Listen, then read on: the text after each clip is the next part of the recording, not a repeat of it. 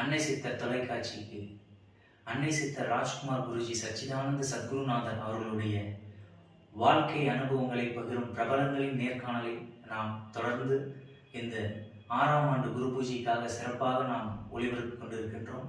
அந்த தொடர்ச்சியாக இன்றைய தினம் அற்புதமாக அன்னை சித்தர் ஆன்மீக தர்ம பணிகளையும் திருக்கோயில் திருப்பணிகளையும் அன்னதானங்களையும் மலைப்பயணங்களையும் கலந்து கொண்ட மதிப்பிற்குரிய உயர் திரு சிவகுமார் இணை ஆணையர் ஐயா அவர்களுடைய இன்று நாம் நேர்காணல் செய்ய இருக்கின்றோம்.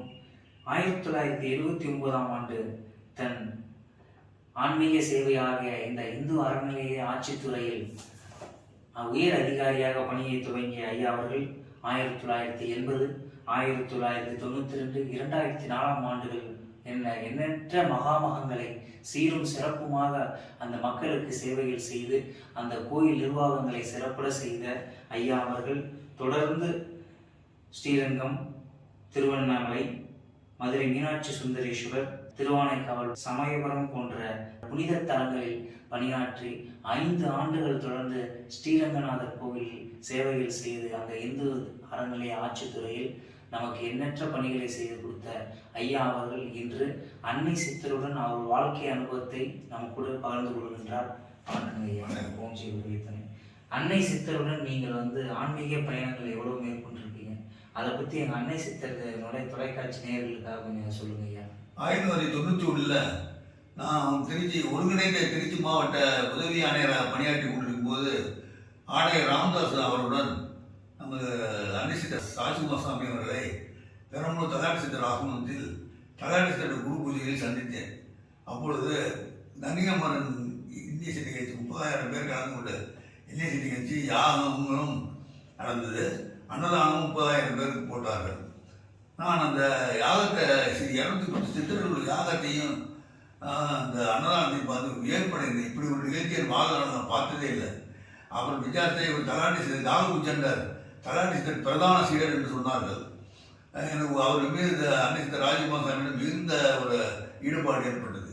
அப்புறம் மேற்கொண்டு விசாரிக்கும் பொழுது அந்த ஆசிரம ராஜ்குமார் சாமி அவர்கள் காலூர் சென்ற தலாட்டி சித்தர் சொன்னவாறு தீராத வியாதிகளுக்கெல்லாம் கர்ம வியாதிகளுக்கெல்லாம் சஞ்சீவி எண்ணெய், விளக்கெண்ணெய், பல்பொடி, சூரணம் போன்ற பஸ்பம் இவையெல்லாம் காடுகள் மலைகளுக்கு சென்று மூலிகளை பறித்து கொண்டு ஆசிரமம் தயார் பண்ணி வர்ற அன்பர்களுக்கு இலவசமாக கொடுக்கிறார்கள் தெரிவித்தார்கள். அவர்கள் அன்னதானம் பண்ண சொல்லி கேட்டுக்கொள்வார். அதில் இருந்து நான் வாரம் வெள்ளிக்கிழமை பெரம்பலூர் வர தொடங்கிவிட்டேன். அப்புறம் நம்ம அன்னை சித்தர் ராஜ்குமார் சாமியுடன் ஒவ்வொரு மலைகளுக்கும் மலைப்பயணம் தொடங்கினேன். முதலில் சென்றது பாபநாசம். அங்கே சாது கிருஷ்ணவேணி அம்மா மகாசிவன் ராஜு அந்த இடத்துல குகையில் குடியிருக்காங்க. குகையில் 100 வயசு அவங்க. அங்கே மகாசிவன் ராத்திரிக்கு நம்ம சாமி சாது அன்னை சித்தர் 210 சித்தர் யாகமும் அன்னதானம் பண்ணுவார். முதல்ல அங்கே சென்றோம். அடுத்த சித்ரா பௌர்ணமிக்கு நம்பிமலை நம்பியாண்டவர் கோயிலுக்கு நாங்கள் வேலை ஒரு 25 பேர் 50 பேர் செல்வோம். கூடவே சமையல் ஜாமான் எல்லாமே எடுத்துகிட்டு போவோம். போய் கீழே தங்கி யாகம் பண்ணிட்டு அப்புறம் சாமி என்ன பண்ணுவோம், மலைக்கு மேலே உள்ள பண்ணாதி பாறை உள்ள இன்டீரியர் உள்ள மலைகளை போய் நைட்டு அது யார் போவோம் கரண்டிகள் நடமாட்டம் அதிகமுள்ள ஏரியா அங்கேயே தங்கினேன். அவர் மேலே போனார். அவரோட சில 5-6 முக்கியமான அந்த வழக்கமாக போகிறவங்க போனாங்க. போயிட்டு மூலிகை பறிச்சுட்டு யாகம் பண்ணிட்டு பூஜை பண்ணிட்டு அடுத்த நாள் காலையில் வந்தாங்க. அடுத்தது 3வது ஆடி அமாவாசைக்கு வருஷம் சதுரகிரி சதுரகிரி சுந்தர மகாலிங்கம் மகாலிங்க சாமி மலைக்கு செல்வார். கூட 100 பேரை கூட்டிகிட்டு போவார். வேனு காரெல்லாம் போவாங்க. மலையில் 4-5 மணி நேரம் ஏறி போனால் நைட்டு தங்கிட்டு பூஜை பண்ணிட்டு ஒவ்வொரு எந்த மலைக்கு போனாலும் பூஜை பண்ணிட்டு அங்கேயே சாப்பாடு வரும்போது சாமியை தயார் பண்ணுவார். தயார் பண்ணி எல்லாத்துக்கும் போடுவார். அடுத்த நாள் தான் கீழே இறங்கி வருவாங்க. அது 5 மணி நேரம் ஆகும். சதுரகிரி மகாலிங்க சுவாமி மலை 5-6 மணி நேரம் கூட ஆகும். அதுக்கு அடுத்தபடி தேனி சுள்ளிமலைக்கு போவார். சுள்ளி முருகன் அங்கே குகைக்கு போவார். அங்கேயும் பூஜை போடுவார். அதை விட்டிங்கன்னா அப்புறம் கொல்லிமலை எட்டுக்கையம்மன்னு 6 பேருக்கு சாமி தொட முடியாது. அங்கே பௌர்ணமி அமாவாசை பௌர்ணமிக்கு பூஜை போடுவார். அங்கே ஆகாய கங்கை நீராடி கொல்லிமலை அரபுரீஸ்வரர் சாமி கும்பிட்டு அந்த எட்டுக்கை அம்மனுக்கு பூஜை போட்டு அங்கேயும் அன்னதானம் பண்ணுவார். அதை விட்டு அடுத்தது வைகாசி விசாகத்தில் இங்கே காளஹஸ்தி கோயிலில் காளஹஸ்தி கோயில் வந்து இந்த நாகதோஷத்துக்கு ஃபேமஸான கோயில். நீங்கள் அதனால் அங்கேயும் வருஷம் போவார், நாங்களும் கூட போயிட்டு வரோம். இப்படி மலை பயணங்கள் அவரோட தொடர்ந்து சென்று கொண்டது. அப்புறம் இங்கே பெரம்பலூர் பக்கத்தில் பிரம்மரிஷி மலைன்னு இருக்கு. அங்கே வந்து தீபம் ஏற்றிக்கிட்டார். தீபம் வருஷம் கார்த்திகை திருவண்ணாமலை ஏற்றுற மாதிரியே தீபம் ஏற்றுவார் கொப்பரை. அப்புறம் பார்த்து செஞ்சுட்டு அப்புறம் பார்த்து திடீர்னு இந்த இவர்களுக்கு சீட் நம்ம குருஜி அன்னை ராஜகுமார் சாமி சீட்டில் மலேசியா, சிங்கப்பூர், அமெரிக்கா, இலங்கை போன்ற நாடுகள் சீட்டில் நிறைய பேர் சேர்ந்துட்டாங்க. அதில் ஒரு சீடர் தத்தவேலு ஒரு அட்வொகேட் சிங்கப்பூர், அவர் கனவுல தோன்றி காகணேஸ்வர் எனக்கு ஒரு கோயில் கட்டு இங்கே இளம்புல பிரம்மரிஷி மலை அடிவாரத்தில் அப்படின்னு சொல்ல, உடனே அவர் உடனே நம்ம சாமிகிட்ட சொல்ல இங்கே காகணேஸ்வர் கோயில் இப்போ கட்டப்பட்டுள்ளது. 2012 பிரம்மாண்டமான அளவில் பண்ணி 2 கோடி ரூபா செலவில் பண்ணியிருக்காங்க. எல்லாம் சிங்கப்பூர், மலேசியா, அமெரிக்காவிலேருந்து டோனர்ஸ்லாம் வந்தாங்க. ஜட்ஜஸ்ஸு, ஐபிஎஸ் அதிகாரிங்க, ஐஏஎஸ் அதிகாரிங்க, அவர் அறநிலைத்துறை அதிகாரிகள் எல்லாருமே கலந்து கொண்டாங்க. தீபத்துக்கு இங்கே பிரம்மரிஷி மலையிலேருந்து அப்புறம் இங்கே கெஸ்ட் ஹவுஸ்லாம் கட்டியிருக்கு. கெஸ்ட்டுகள் வந்து தங்குறதுக்கு விருந்து ரூம்ஸும் கட்டியிருக்கு. அன்னதானம். அப்புறம் 51 நாள் கோபூஜை நடக்குது. இந்த கோபூஜை அவர் ஆரம்பிச்சு தலையாட்சி ஆரம்பித்தார். அவர் என்னென்ன பண்ணாரோ அதை பூரா இவர் பண்ணிட்டார். அவர் யாருன்னு பலனாரோ அந்த மகான் உளுந்தூர்பேட்டை மகாலிங்க சாமி, குளத்தூர் மகாலிங்க சாமி, தண்டையார்பேட்டை சாமி, தபுசெட்டி அம்மாள், அப்புறம் தலையாட்சித்தோட குருநாதர் மகாலிங்க சாமி, அவருக்கு ஒரு சமாதி இருக்குது. அங்கேயும் வருஷத்தில் ஒரு நாள் குரு பூஜை நடக்குது. எல்லாம் சாமி பண்ணிட்டு இருக்காரு.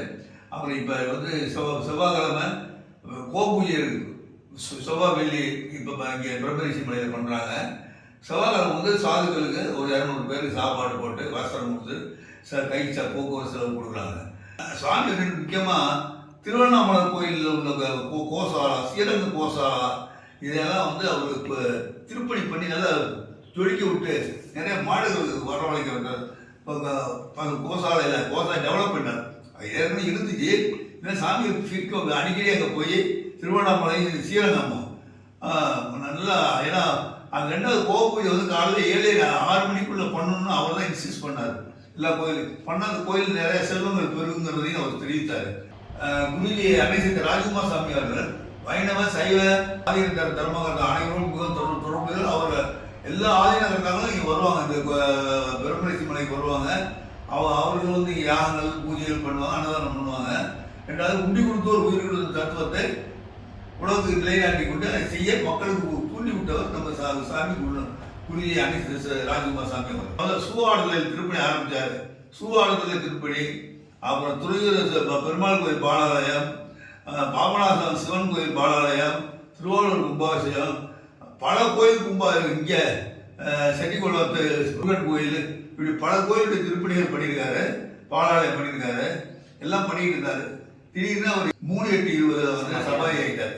அதுக்கு பிறகு அவருடைய பணிகளை அவருடைய துணைவியார் கோயிலி மாதாஜி, அவருடைய மகன்கள் மகாலிங்க சுவாமி மற்றும் தவசிநாதன் மூவரும் இலங்கையிலேருந்து ஒரு டிவோட்டி வந்து இங்கேயே தங்கியிருக்காங்க. இங்கேயே ஒரு தங்கி அவங்களுக்கு ராதாங்கிற அம்மா மொத்தம் 4 பேர் சேர்ந்து இப்போ அந்த ஆசிரமத்தை நடத்திட்டு இருக்காங்க. தைப்பூசத்துக்கு வடலூரில் போய் ஃபுல்லாக காலையில் 6 மணிலேருந்து நைட்டு 10 மணி வரைக்கும் இப்போ அன்னதானம் பண்ணிட்டு இருக்காங்க. அதுவும் பண்ணுறாங்க. ஏன்னா இந்த கலியுகத்தில் வந்து அன்னதானம், வஸ்திரதானம் தான் காப்பாற்றக்கூடியது என்று ராகவோஜர் சொன்ன தத்துவத்தை இவர் பரப்பினார். அதாவது அவருடைய பையன்களும் அவருடைய துணைவியாக செய்து வருகிறார்கள். நாம் கிட்டத்தட்ட 35 ஆண்டுகளாக இந்த ஆசிரமம் தொடர்பு வைத்துக் கொண்டு எல்லா நிகழ்ச்சியும் கலந்து கொண்டிருக்கு. ரொம்ப நன்றி நேயர்களே. இன்று அற்புதமாக அன்னை சித்தர் அவர்களுடைய அனுபவத்தை நம்மளது இணை ஆணையர் ஐயா அவர்கள் நம்மளுடைய பகிர்ந்து கொண்டார்கள். இதை கேட்கின்ற அனைவருக்கும் எல்லா நலங்களும் வளங்களும் பெற்று நோயற்று வாழ்வும் குறைவற்று செல்வமாக தீர்க்க ஆயுளுடன் செய்தொழில் மேன்மையடைந்து எல்லா விதமான நலங்களும் மங்களங்களும் கராட்சியங்களும் சௌபாகியமும் பெற்று நீங்கள் வாழ்வாங்க வாழ்ந்திட உங்களை நாங்கள் அன்போடு கேட்டுக்கொள்கின்றோம். நன்றி, வணக்கம்.